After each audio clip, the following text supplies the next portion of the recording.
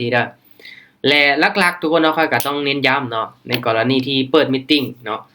ก็เป็นเพียงการมาแชร์มาแบ่งปันเนาะหรือว่าเทรดให้ทุกคนเบิ่งนี่ได้เนาะคันว่าทุกคนอยากเทรดตามเทรดอย่างนี้บ่แนะนำเนาะคันว่ามีงบน้อยก็ให้เบิ่งค่อยเทรดเป็นกรณีศึกษาเด้อทุกคนเด้อมาเพราะว่าค่อยก็สิลองพิสูจน์เนาะโดยการเข้าออเดอร์ตาม Signal เนาะตอนนี้ค่อยเอางบมา100เหรียญเท่านั้นเด้อทุกคนเด้อ100เหรียญนี้ค่อยจะปล่อยออเดอร์ละ10เหรียญเนาะออเดอร์ละ10เหรียญแล้วค่อยจะเข้าไปประมาณ20ออเดอร์เนาะพอดีเวลามีตติงก็ประมาณ30นาทีนี้น่าจะได้อยู่เนาะเอาไป20ไม้นี้เฮามานับเบิ่งนำกันเนาะว่ามันพลาดจักไม้ล่ะวินจักไม้และเฮาจะสังเกตเบิ่งพร้อมว่าออเดอร์ใดที่มันพลาดออเดอร์ใดที่มันเฮ็ดให้เฮาเสียเงินเนาะแล้วก็ออเดอร์ใดที่มันวินเนาะเดี๋ยวเฮามาสังเกตเนาะเก็บกับข้อมูลไปนำกันเด้อโอเคทุกคนเนาะย้ำว่าเดือนเงินเสมอเด้อทุกคนเด้อเนาะค่อยจะเดือนเงินเสมอเด้อเห็นบ่ต้นทุนเนาะ100เลยเนาะค่อยจะไปออเดอร์ละ10เหรียญนี่ไปออเดอร์ละ10เหรียญเนาะคันว่ามันขึ้นเวสจังซี่นี่ให้เฮารอท่าทุกคนเนาะให้เฮารอท่าเด้อให้เฮารอท่าตัวนี้เนาะเฮารอท่าก่อนเฮาจะบ่ออกเนาะจนกว่ามันจะบอกบายบอกเซลเนาะช่วงนี้นี่เอิ้นได้ว่าสัญญาณรอท่าอยู่เนาะเอาเป็นออเดอร์ต่อไปจะเป็นออเดอร์แรกทุกคนเนาะออเดอร์ต่อไปจะเป็นออเดอร์แรกที่จริงแล้วอินดิเคเตอร์อีหยังนี่เฮาบ่ได้เบิ่งได้คันว่าเฮาเบิ่งจาก Signal อย่างเดียวทุกคนเนาะแต่คันเป็นไปได้เนาะคันว่าทุกคนอยากเทรดและอยากนำไซมันนี่1เนาะเฮาต้องเบิ่ง Signal พร้อม2เฮามาสังเกตเบิ่งกราฟพร้อมเนาะสังเกตเบิ่งกราฟพร้อมว่ามันเป็นลักษณะแบบใดเช่นขาขึ้นขาลงเนาะและอินดิเคเตอร์ของเฮาเด้เนาะอินดิเคเตอร์มันบอกว่าจังไดออเดอร์นี้มันกงกันบ่คันว่า Signal เนาะมันบอกกงกันอินดิเคเตอร์ก็บอกกงกันเนาะเฮาจังเข้าออเดอร์เด้อทุกคนเด้อโอเคมั้ยออเดอร์นี้นี่เอิ้นได้ว่ามีโอกาสเป็นไปได้เนาะเพราะว่าEthereum เนาะ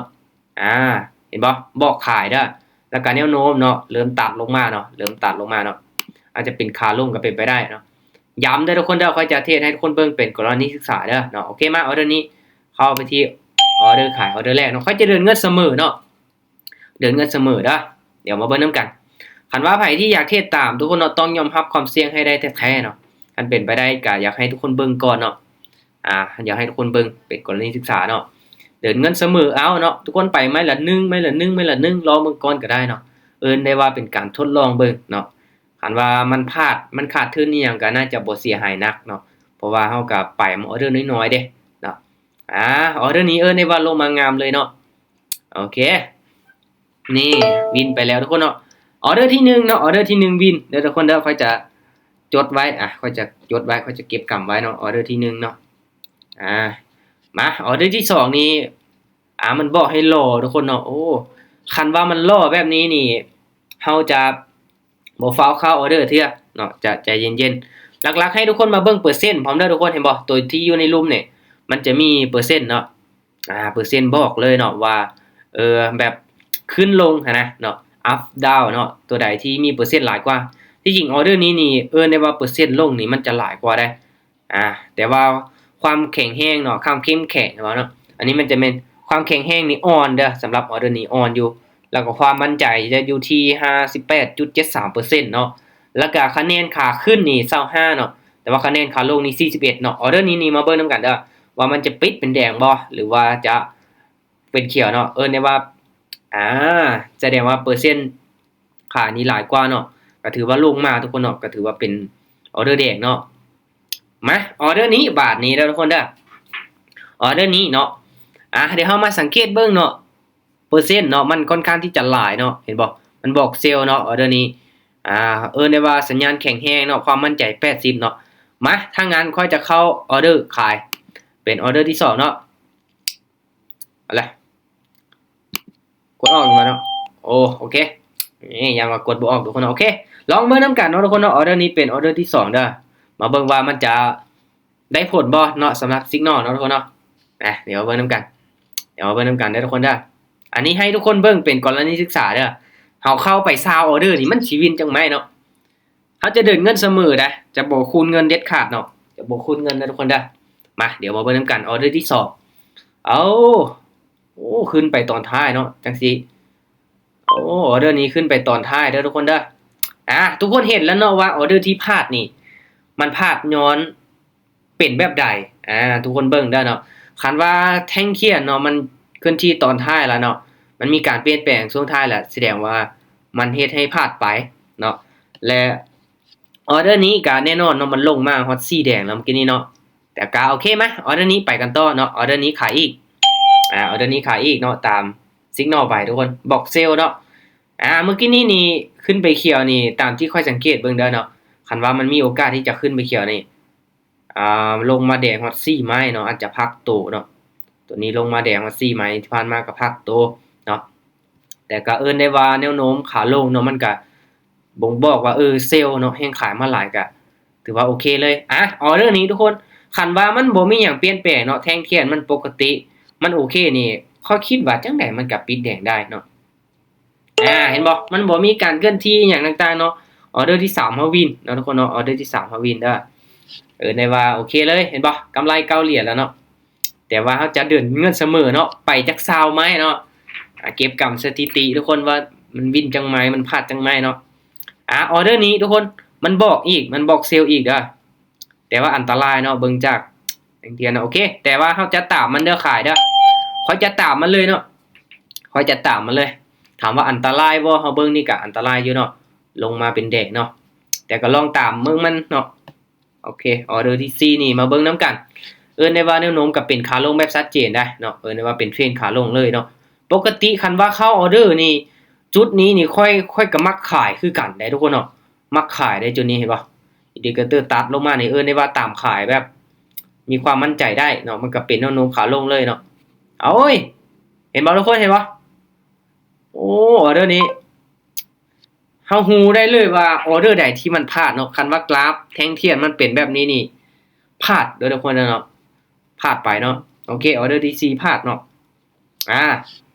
แต่ก็บ่เป็นหยังเนาะเฮาก็ยังขาดทุนเพียงแต่1เหรียญเนาะอันนี้ในกรณีเฮาเดินเงินเสมอเด้อเฮาบ่ได้เดินแบบคูณเงินเนาะทุกคนเด้อเนาะโอเคมาออเดอร์นี้มันบอกเซลล์อีกเนาะอีเรียมเด้อบอกเซลล์อีกออเดอร์นี้ค่อยขายอีกมา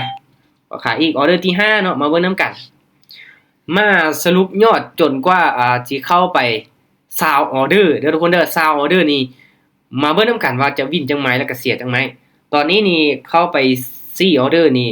พลาด2วิน2เนาะสลับกันพลาดแล้วก็วินเนาะมาเบิ่งนํกันออเดอร์นี้บ่ว่ามารู้มานํกันเนาะมันบ่มีไผฮู้อนาคตทุกคนเนาะออเดอร์นี้นี่ส่วนเน็ตบ่ลงไปจังได๋ลงมาแดงบ่แดงบ่แดงบ่แดงบ่โอเควินทุกคนเนาะทุกคนลองเบิ่งเนาะเฮาไปไม้ที่1นี่วินไม้ที่2พลาดไม้ที่3วินไม้ที่4พลาดไม้ที่5วินคันเดินแบบ1เหรียญเสียละคูณไป2กลับมาเดิน1คูณไป2 1คูณไป2เฮาได้กำไรแน่นอนเนาะได้กำไรแน่นอนคันว่าเฮาบวกใส่การบริหารต้นทุนเนาะหรือว่าการคูณเงินใช้เนาะโอเคออเดอร์นี้บอกเซลล์อีกเนาะเฮาจะตามขายอีกหมายที่6ทุกคนเนาะแต่ว่าตัวนี้นี่ค่อยพิสูจน์ให้ทุกคนเบิ่งก่อนเนาะว่ามันจะวินจากไม่ติดพลาดจากไม่ติดเนาะอันนี้ก็ได้ว่าเป็นการทดลองทุกคนเนาะทดลองเบิ่งให้ทุกคนเบิ่งเป็นกรณีศึกษาเนาะโอเคทุกคนเนาะมาเดี๋ยวเฮามาลุ้นมานํกันค่อยสังเกตเห็นเลยเนาะคันว่าทรงใดที่แท่งเทียนเนาะมีการเคลื่อนที่ตอนท้ายเนาะมีการสวิงตอนท้ายนี่มันมักที่จะพลาดเนาะจังได๋ออเดอร์นี้วินบ่โอเคในว่าวินมา2ไม้ติดแล้วเนาะโอเคมาบัดนี้ไปไม้ที่7บาทนี่เนาะไม้ที่7ทุกคนเนาะกำไรนี่จาก100เนาะขึ้นมาฮอด18เหรียญแต่ก็บ่เป็นหยังเนาะอาศัยในการแบบเดินเงินเสมอลองเบิ่งทุกคนโอเคเนาะมาออเดอร์นี้มันบอกเซลล์อีกเด้อเห็นบ่จะบอกเซลล์อีกเนาะถือว่าปานกลางเนาะโอเคขายออเดอร์นี้ขายเลยเนาะขายเลยเดี๋ยวมาเบิ่งนํกันทุกคนเดี๋ยวมาเบิ่งนํกัน2ออเดอร์ที่พลาดนี่ทุกคนเห็นได้เลยเนาะว่ามันลงมาแล้วมันกลับขึ้นไปเนาะ2ออเดอร์ที่พลาดนี่คือออเดอร์นี้ก็ลงมาแดงแต่ว่าประมาณ 3-4 วิสุดท้ายก็ขึ้นไปเขียวเนาะออเดอร์นี้คือกัน 3-4 วิสุดท้ายแล้วขึ้นไปเขียวเนาะเฮ็ดให้พลาดคันออเดอร์ใดที่นิ่งๆนี่ได้ว่าแม่นยำทุกคนเนาะแม่นยำเลยเนาะก็ถือว่าวินไปออเดอร์นี้มาเบิ่งนํกันเด้อออเดอร์นี้นี่เอาขายมาอีกเนาะว่าจิวินจักไม่ติดจังได๋ลงมาแดงบ่ลูกแดงบ่ปึ๊บ ทุกคนเนาะเป็นแท่งเทียนน้อยเนาะออเดอร์นี้นี่พลาดไปเด้อเป็นเขียวที่แบบน้อยหลายเนาะน้อยหลายเนาะเห็นบ่เป็นเขียวน้อยๆเนาะขึ้นมาเนาะโอ้พลาดไปออเดอร์นี้โอเคออเดอร์ที่7พลาดเนาะมาพลาดนี้บ่ได้คูณเงินขึ้นไปได้เนาะจะเดินเงินเสมอเด้อทุกคนเด้อมาสรุปแล้วสิมีกำไรบ่ก็มาลุ้นมานํกันออเดอร์นี้บอกขายอีกเนาะบอกเซลล์อีกออเดอร์นี้ขายอีกมาเดี๋ยวมาลุ้นมานํกันทุกคนเนาะออเดอร์ที่8เนาะออเดอร์ที่8ในว่าอัตราชนะก็ยัง50-60อยู่เนาะ50-60อยู่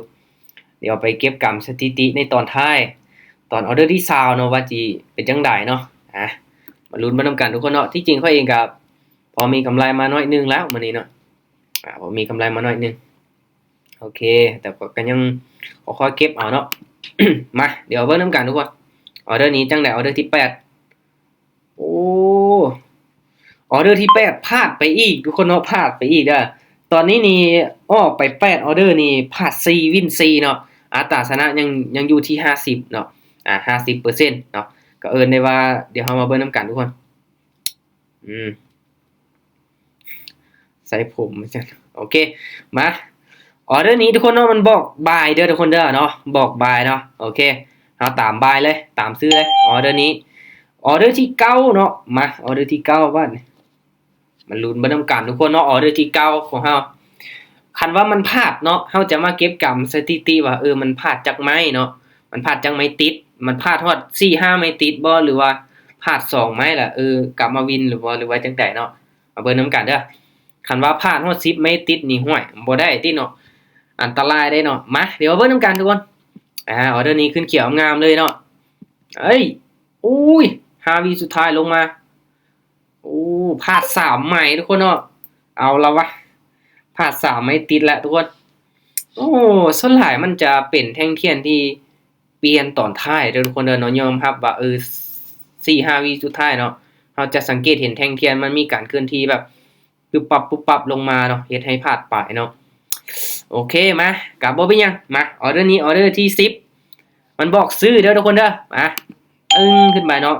มาครึ่งทางละบาทนี่เนาะมาครึ่งทางละมาเบิ่งนํกันว่าต้นทุน100เหรียญเนาะไปไม้ละ10เหรียญนี่มันยังเหลือเท่าใดเนาะอย่างน้อยก็รักษาต้นทุนของเฮาไว้ได้ก็ยังดีทุกคนเนาะมาลุ้นมานํกันเด้ออันนี้ข้อยอยากให้ทุกคนเห็นว่าออเดอร์ใดที่มันพลาดเนาะออเดอร์ใดที่มันเสียสำหรับ Signal เนาะว่ามันกราฟมันเป็นแบบใดแท่งเทียนมันเป็นแบบใดเนาะที่จะพลาดเนาะออเดอร์นี้สลับเนาะทุกคนเนาะสลับลงมาเลยเนาะพลาดไปฮอด4ไม้ติดเลยบาทนี่โอ้ยทุกคนได้ว่าทรงไซเวย์เนาะทุกคนเนาะทรงไซเวย์นี่มักที่จะพลาดแล้วได้เฮาเห็นแล้วเนาะจุดอ่อนของมันเห็นบ่ทรงไซเวย์นี่พลาดไปฮอด4ไม้แล้วเนาะไม้ที่10ก็พลาดอีกมาบ่เป็นหยังไม้ที่11บาทนี่เด้อทรงไซเวย์ทุกคนเนาะเห็นบ่ทรงที่มันเป็นทรงสลับมาเนาะออเดอร์นี้บอกเซลล์เนาะมาตามเซลล์เลยเนาะเดี๋ยวมาลุ้นมานํกันเด้อทุกคนเด้อก็จะเทรดให้ทุกคนเบิ่งเนาะเป็นกรณีศึกษาทุกคนเนาะออกจากออเดอร์แล้วอาจารย์ออกไป10ออเดอร์แล้วได้ทุกคนเนาะอันนี้นี่ค่อยเทรดให้ทุกคนเบิ่งเนาะเทรดไซในว่า Signal เทรดตาม Signal 20ออเดอร์เนาะว่ามันจะวินจักไม้มันเสียจักไม้เนาะเฮ้ยออเดอร์นี้บ่ว่าขึ้นไปได้เฉยบ่ออเดอร์นี้คันว่าขึ้นไปนี่จังได๋3 2 1มาวินเนาะทุกคนเนาะออเดอร์ไม้ที่11นี่วินเด้อเนาะออเดอร์ไม้ที่11นี่วินพลาดไป4ไม้เนาะพลาดไป4ไม้ติดเนาะสูงสุดคันว่ามันพลาดกระทรงที่มันเป็นไซด์เวย์ทรงที่มันสวิงน้อยนึงเด้อตอนท้ายมันมีการเปลี่ยนแปลงนี่มันมักที่จะพลาดเนาะสำหรับจุดอ่อนของมันนี่เฮาเห็นแล้วเนาะเฮาเห็นแล้วว่าแท่งเทียนมันเป็นแบบนี้เนาะออเดอร์นี้มันให้รอด5ทุกคนเนาะเฮาต้องได้รอด5ก่อนเด้อเนาะเฮาต้องได้รอด5ก่อนเดี๋ยวออเดอร์ต่อไปเฮาจังออกเนาะให้มันคันว่าเบิ่งเปอร์เซ็นต์นี่แฮ่งซื้อมาหลายเนาะเปอร์เซ็นต์ที่มันจะขึ้นนี่มีหลายกว่าเนาะเปอร์เซ็นต์ขึ้นนี่ได้ว่า 64% เลยเดี๋ยวมาเบิ่งนํกันว่าออเดอร์นี้มันจะขึ้นบ่เนาะถ้าเป็นไปได้นี่ค่อยแนะนำให้ทุกคนนำสายทรงที่มันเป็นแท่งเทียนใหญ่ๆเนาะแท่งเทียนแบบชัดเจนเนาะทรงเป็นเทรนเนาะเป็นเทรนงามๆเด้อกับทรงที่มันเป็นไซด์เวย์นี่บ่ค่อยปานใดเนาะอันนี้เฮาเห็นจุดอ่อนมาแล้วโอเคมา ออเดอร์นี้น่าจะปิดเป็นเขียวน้อยเนาะปิดเป็นเขียวน้อยเนาะจังได๋ออเดอร์นี้ตอนนี้นี่หลายๆกราฟก็ให้รอคือกันเนาะได้ว่าเป็นช่วงที่รอเห็นบ่ทุกคนตัวนี้ก็รอท่าคือกันเนาะรอท่าคือกันอีเทเรียมยังรออยู่ทุกคนเนาะยังรอท่าอยู่เด้อโอเคใจเย็นๆเนาะเฮาก็มาเบิ่งเนาะจุดใดที่ควรเข้าจุดใดบ่ควรเข้าเนาะตลาดมันก็24ชั่วโมงนั่นแหละทุกคนเฮาบ่จำเป็นต้องฝ้าวเข้าออเดอร์คือว่าเนาะคันว่ามันให้รอเฮาก็รอไปก่อนที่จริงมันได้ว่าช่วงนี้มันอาจจะเป็นช่วงบ่ค่อยงามปานใดเนาะในการเข้าออเดอร์เป็นช่วงที่บ่เป็นตาปานใดเนาะเห็นบ่เป็นช่วงแบบไซด์เวย์ขนานกันขึ้นไปในช่วงนี้โอเคโอ้ก็เริ่มที่จะปรับตัวเป็นขาขึ้นถ้าว่าเฮาเบิ่งจากอินดิเคเตอร์เด้อทุกคนเด้อคันว่าอินดิเคเตอร์ตัวนี้ตัดขึ้นแล้วค่อยนี่มักตามซื้อเลยเด้เนาะมักที่จะตามซื้อเลยเพราะตอนนี้น่าจะปิดเขียวเนาะสังเกตเบิ่งเส้นสีส้มตัวนี้ทุกคนเนาะตัดขึ้นแล้วเนาะโอ้นี่ว่าสวนทางกันเด้อทุกคนเด้อสวนทางกันเลยเนาะสำหรับออเดอร์นี้มันบอกเซลเด้อทุกคนเด้อ Ethereum บอกเซลเด้อมา Signal เนาะ Signal บอกมาเซลเนาะก็บ่เป็นหยังเราจะเข้าไปตามแผนที่วางไว้โอเคออเดอร์นี้ค่อยจะขายเด้อทุกคนเด้อออเดอร์ที่12เด้อเนาะออเดอร์ที่12มาเบิ่งนำกันเนาะมาเบิ่งนำกันว่ามันจะเป็นจังได๋ออเดอร์ที่12นี่ในการเข้าออเดอร์20ของ20ออเดอร์ของเฮาเนาะว่าจะวินจังไหมคันว่าเป็นทรงไซด์เวย์เนาะสลับขึ้นไปนี่ค่อยว่าออเดอร์นี้นี่ส่วนกับเน็ตวอลุ่มเลยเนาะแต่มาเบิ่งนำกันว่าตอนท้ายมันจะลงมาได้บ่สำหรับออเดอร์นี้เนาะตอนนี้นี่ได้ว่าสลับงามเลยเนาะเพราะว่าอินดิเคเตอร์มันก็ไปทางเขียวหลายกว่านะทุกคนเนาะแต่ว่าซิกนอลมันบอกขายเนาะจังได๋โอ้พลาดอีหลีทุกคนเห็นบ่พลาดเนาะออเดอร์นี้พลาดไปเนาะทรงไซด์เวย์นี่ในว่าบ่ค่อยปานใดเนาะโอเคบ่เป็นหยังมาปรับเงินเนาะยังเหลืออีก8ออเดอร์เนาะที่เฮาจะเข้าไปว่ามันจะวินจักไม้เนาะเสียจักไม้ทุกคนตอนนี้นี่อัตราชนะนี่ได้ว่าบ่ฮอด 50% แล้วเนาะลดลงมาละออเดอร์นี้ต้องได้รอท่าอีกเนาะต้องได้รอท่าอีกเดี๋ยวเบิ่ง Bitcoin ได้ซะเนาะ Bitcoin นี่บอกบายเนาะ Bitcoin นี่เนาะบอกบายก็ทดลองเบิ่งหลายๆกราฟเด้อทุกคนเด้อโอ้รู้สึกว่า Bitcoin ก็โอเคอยู่ได้เนาะเฮาเบิ่งจากแท่งเทียนนี่ Bitcoin นี่ค่อนข้างที่จะงามเลยเนาะเห็นบ่ทุกคนโอ้งามๆเลยตัวนี้แต่ว่าเฮาจะเข้าตาม Ethereum ก็ต้องตาม Ethereum ให้สุดเด้อทุกคนเด้อเนาะต้องตาม Ethereum ให้สุดเนาะมาเบิ่งนำกันออเดอร์นี้นี่ได้ว่ารอท่าเนาะแต่ว่าเปอร์เซ็นต์นี่ลงมาแดงหลายกว่าเนาะลงมาแดงหลายกว่าโอเคสัญญาณตลาดทุกคนเนาะอุ้ยสวิงขึ้นไปซื่อเนาะแต่ว่าก็ยังเป็นแท่งเทียนแดงที่น้อยๆเนาะเจอแท่งเทียนแบบนี้เนี่ยอันตรายเนาะโอเคมาบอกสัญญาณมาแล้วทุกคนออเดอร์ที่13นี่จะซื้อเด้อมาเฮาจะเข้าไปที่ออเดอร์ซื้อเนาะมาเดี๋ยวมาเบิ่งนำกันเดี๋ยวเบิ่งนำกันเด้อสังเกตเบิ่งนำกันทุกคนเนาะออเดอร์ใดที่มันพลาดออเดอร์ใดที่มันวินเนาะโอเคออเดอร์นี้ซื้อเลยมารอลุ้นมานำกันเนาะออเดอร์ที่13ออเดอร์ที่13เด้อโอ้สลับขึ้นไปงามเลยเนาะออเดอร์นี้ก็มีโอกาสเนาะสงสัยเวนี่มันมักที่จะออกส่วนสีแท่งเทียนเป็นส่วนหลายเนาะแท่งเทียนรอท่าเป็นแดงออกเขียวตัวนี้เป็นเขียวออกแดงเป็นแดงออกเขียวเนาะสลับกันไปแล้วก็เน็ตวอลุ่มมันก็ใช้ได้ผลเนาะสงสัยเวนี่เนาะสำหรับอินดิเคเตอร์ได้คันว่ามันนิ่งเนาะทรงท้ายบ่ได้มีการเคลื่อนที่หยังต่างๆนี่มันได้ผลได้เนาะตามที่เฮาสังเกตเบิ่งที่ผ่านมาแม่นบ่ทุกคนคันออเดอร์ใดที่2-3วิเนาะเริ่มมีการเปลี่ยนแปลงละมักที่จะพลาดเนาะออเดอร์ที่13วินทุกคนเนาะพลาดสูงสุด4ไม่ติดเนาะแต่ว่ากายหันก็พลาดแล้วก็วินพลาดแล้วก็วินเนาะสำหรับกราฟในทรงนี้ทุกคนเด้อมาเดี๋ยวเรามาเบิ่งนำกันออเดอร์ที่14บาทนี่เนาะออเดอร์ที่14นี่มันบอกเซลล์เด้อทุกคนเด้อเนาะแต่ว่าอันตรายเนาะโอ้ลงมาหลายจังซี่เอ้าเซลล์ตามเด้อเซลล์ตามเนาะเซลล์ตาม Signal เนาะได้ว่าส่วนทางกับอินดิเคเตอร์เน็ตวอลุ่มไปเลยทุกคนเนาะส่วนทางไปเลย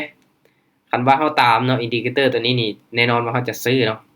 ถามว่ามันได้ผลบ่มันก็ได้ผลทรงไซด์เวย์นี่ยอมรับว่ามันได้ผลกำไรจากกี่ไม้เนาะกำไรรอบนี้นี่ยังบ่มีเด้อทุกคนเนาะเพราะว่าเทศตาม Signal เนาะก็เดินเงินเสมอเนาะตามที่ค่อยได้บอกไปทรงทำอีทุกคนเนาะหรือว่าทีมงานหาก็เข้ามาใหม่ก็โอเคเดี๋ยวจะอธิบายให้ตื่นทุกคนคื คือรอบนี้เนาะค่อยได้ชาเลนจ์มาว่าสิเทรด20ออเดอร์และจะเดินเงินเสมอเนาะมาเบิ่งว่าเทรดตาม Signal 20ไหมนี่มันจะวินจังไหมแล้วก็เสียจังไหมเนาะออเดอร์ที่14นี่พลาดไปอีกทุกคนเนาะพลาดไปอีกออเดอร์ที่15เนาะเห็นบ่ทุกคนคันทรงไซด์เวย์นะเนาะมันมักที่จะพลาดเนาะออเดอร์นี้ก็สลับขึ้นไปเลยเมื่อกี้นี้เนาะโอเคออเดอร์นี้บอกเซลล์อีกมาตามเซลล์อีกมาออเดอร์ที่15อันนี้ค่อยจะเทศให้ทุกคนเบิ่งเนาะเทศให้เบิ่งซื่อๆแบบเป็นกรณีศึกษาว่าเทศตาม Signal นี่มันจะวินจักไหมพลาดจักไหมทรงใดที่ได้ผลทรงใดที่บ่ได้ผลเนาะเป็นออเดอร์แบบใดทุกคนเนาะมาเบิ่งนํกันเนาะโอเคได้ว่าจากต้นทุน100เนาะก็หยับลงมายังเหลือ67ทุกคนเนาะบ่มีหยังมื้อนี้ค่อยก็บ่มีกำไรเนาะโอเคเห็นบ่ออเดอร์ที่เข้าไปเนาะพลาดสูงสุดนี่4ไม้เนาะคันว่าเฮาเข้าติดๆกันเนาะวินออเดอร์นี้ออเดอร์ที่15วินเนาะทุกคนเนาะ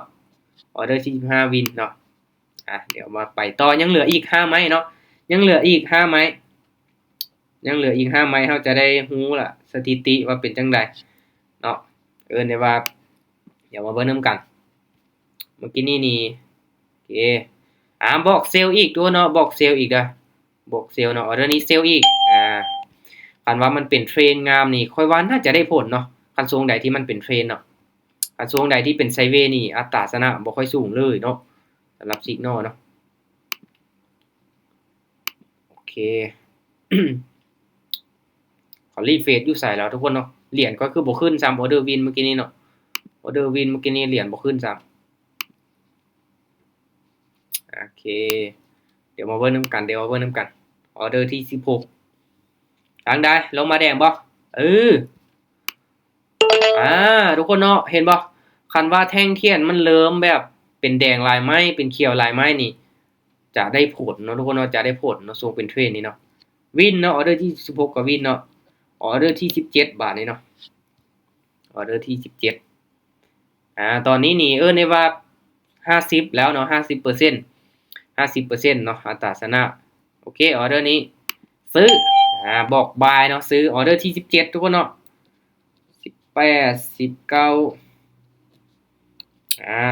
1920เนาะโอเคยังเหลืออีก3-4ไม้เดี๋ยวมาเบิ่งนำกันเนาะออเดอร์นี้บอกบายเด้อทุกคนเนาะบอกบายเนาะบอกบายบอกบายเป็นเทรนขาลงนี่ป่ะมันสิขึ้นได้บ่ทุกคนเดี๋ยวมาเบิ่งนำกันเด้อออเดอร์นี้ได้ว่ามีโอกาสอยู่เนาะลงมา1 2 3โอ้แดงมาหลายไม้แล้วเนาะออเดอร์นี้งามๆบ่นิ่งไว้แล้วโอ้ทุกคนเห็นบ่คันว่าแท่งเทียนเนาะหรือว่าสวิงแฮงจังซี่นี่ Signal ก็เอาบ่อยู่ทุกคนเนาะพลาดไปออเดอร์นี้เนาะได้ว่าลงมาตอนท้ายเนาะคิดว่าสิขึ้นไปเขียวงามแล้วเนาะเมื่อกี้นี้เนาะพลาดไปเนาะโอเคเบิ่งได้ทุกคนเนาะคันว่าเป็นเทรนอยู่เนาะเห็นบ่เป็นเทรนขาลงอยู่มันบอกซื้อนี่โอ้ยอันตรายเนาะตัวนี้เนาะ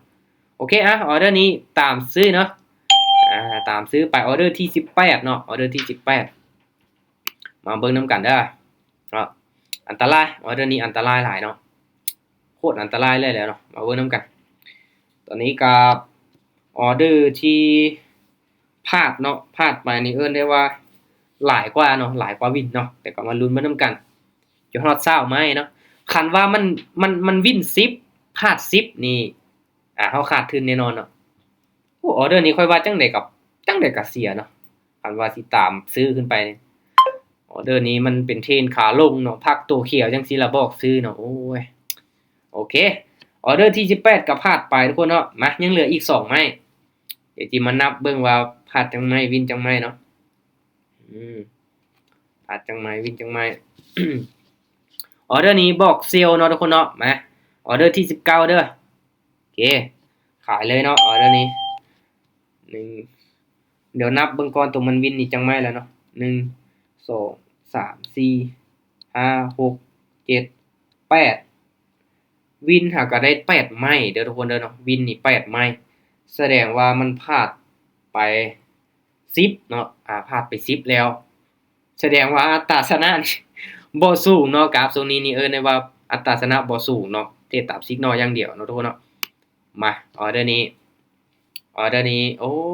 เบิ่งทรงนี่น่าจะเรียบร้อยแล้ว อ่าเรียบร้อยออเดอร์ที่19กับพลาดเด้อทุกคนเด้อออเดอร์ที่19กับพลาดไปแสดงว่าบินแต่8ไม้เนาะไม้สุดท้ายเด้อออเดอร์ที่20ทุกคนออเดอร์ที่20เนาะเอาจะได้ฮู้ว่าสถิติมันเป็นจังไดเนาะออกไป20ไม้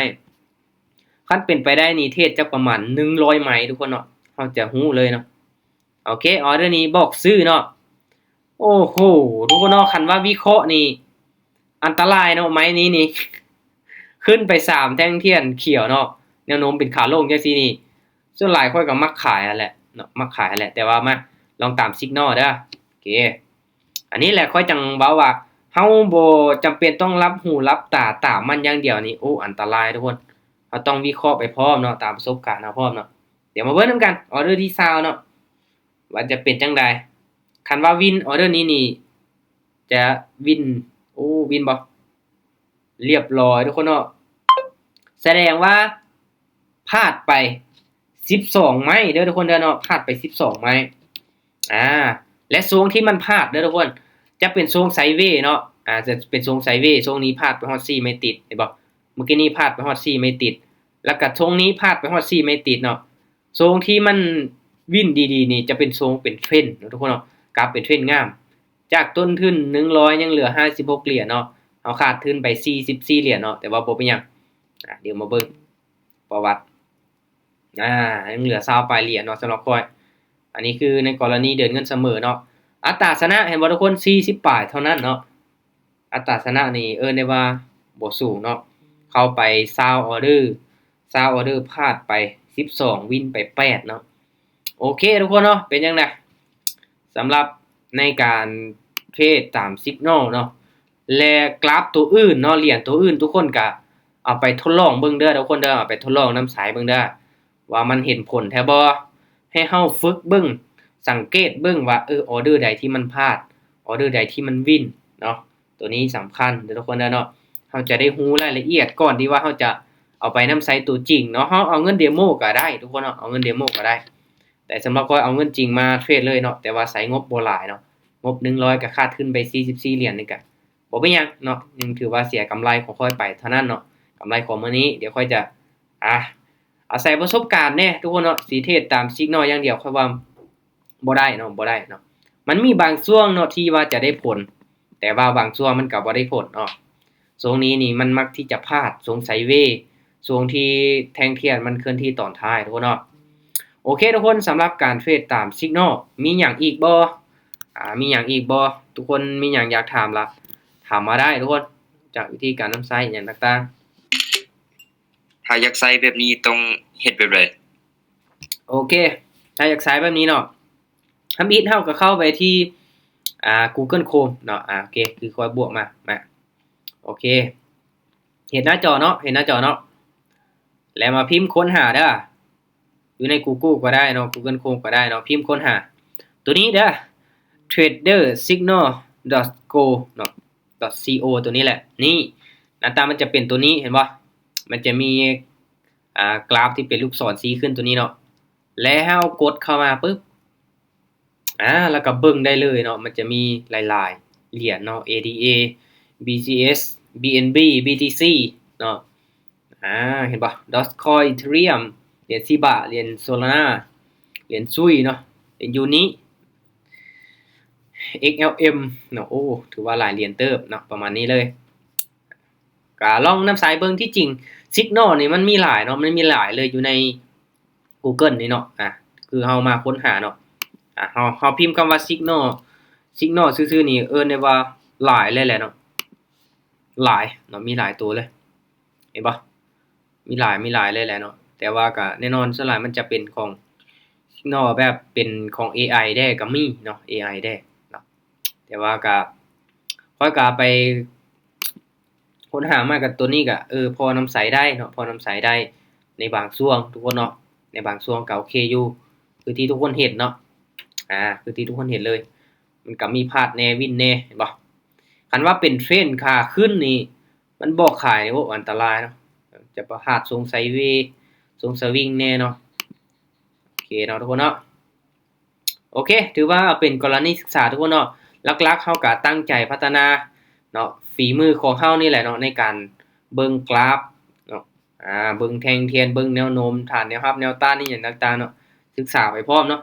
ตัวใดที่มันง่ายเนาะก็บ่หมายความว่ามันสิหาเงินให้เราแบบยั่งยืนเนาะแต่ว่า